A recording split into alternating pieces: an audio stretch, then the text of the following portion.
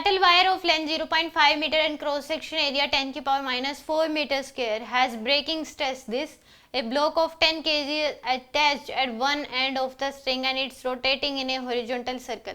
The maximum linear velocity of the block will be. एक metal wire है, length दे रखी है, क्रॉस सेक्शन एरिया है, ब्रेकिंग स्ट्रेस इतना है, the block of the 10 kg. तो स्ट्रेस जो होता है वो क्या होता है आपके पास, स्ट्रेस की जो वैल्यू है वो क्या होती है, फोर्स अपॉन एरिया. ये होता है आपके पास मेटल वायर, लेंथ इतनी है, क्रॉस सेक्शन एरिया है, ब्रेकिंग स्ट्रेस ना. The block of 10 kg is attach to one end of the string is. एक ब्लॉक है जो उसके स्ट्रिंग के वन एंड से अटैच है.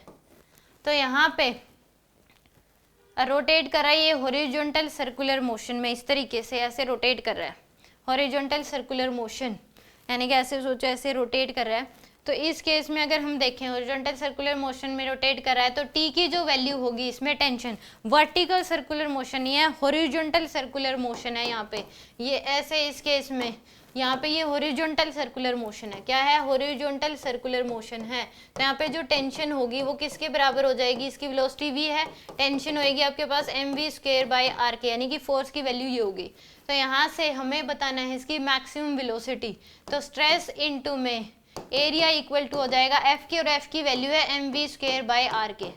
तो यहाँ पे v² की वैल्यू आ जाएगी stress into area into r divide by में m, ये आएगी. स्ट्रेस की वैल्यू दे रखी है 5 × 10⁸. एरिया जो दे रखा है वो हमें दे रखा है 10⁻⁻⁴. रेडियस दे रखा है इसकी, यानी कि लेंथ जो दे दी वो कितनी दे रखी है 0.5.